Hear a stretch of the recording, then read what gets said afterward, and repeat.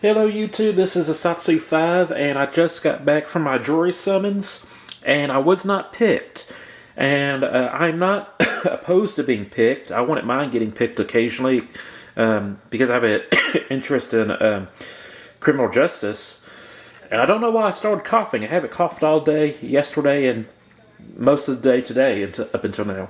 Well, anyways, I didn't get picked. I went to my local brewery, which is also a restaurant in that area.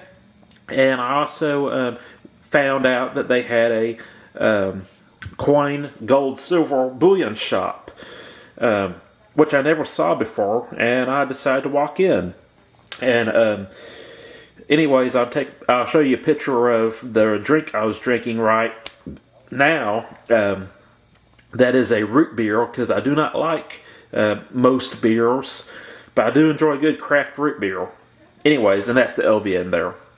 Anyways, he had some American Eagle silver coins. He had some Britannia's Maple Leaf, but he had a Krugerrand. And those of you who love Lethal Weapon 2 will recognize this coin. This was one of my Grail coins, except it's in the wrong color. It would be much cooler if it was gold. And the Krugerrand, let me pull out Wikipedia real quick, if I can get my phone to open. It's made out of 91.67 gold and 8.33 copper. So it gives it a very rich color when you get the gold colored one, or the gold bullion version. This is obviously silver. And I think it's fine silver. I don't think there was any alloy involved.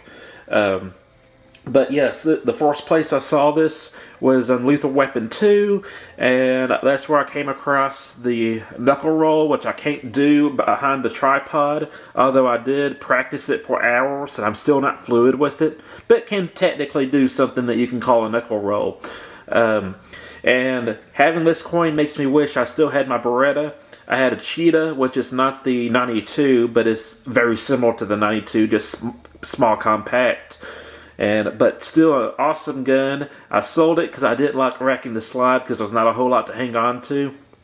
But it was a cool gun, and I wouldn't mind having one in 32, especially. Anyways, this is the coin. Has that antelope or deer on it. I could actually look it up on my phone and tell you what specific animal it is.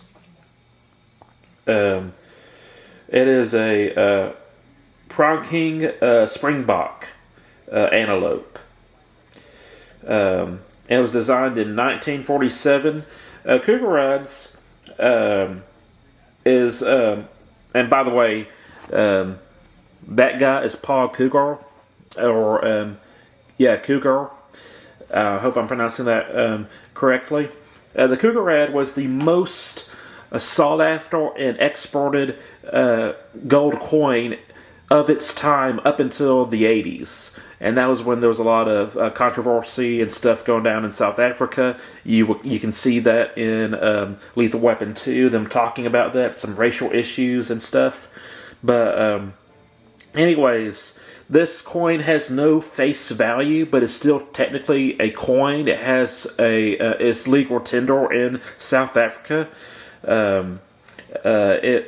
It has no face value, but it's a legal tender, and I don't quite know how that works. But in South Africa, the South African Reserve Bank Act of Serbia of 1989 made it legal tender.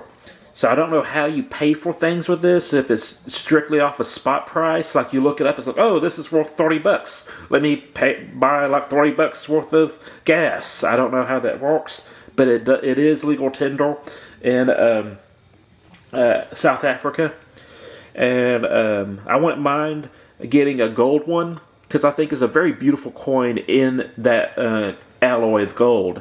There was also some Caribbean, like Barbados and Cayman Islands and stuff. Some of those places that have bullion that I really like the artwork on them, because they have like Marlin and pirate ships and stuff like that.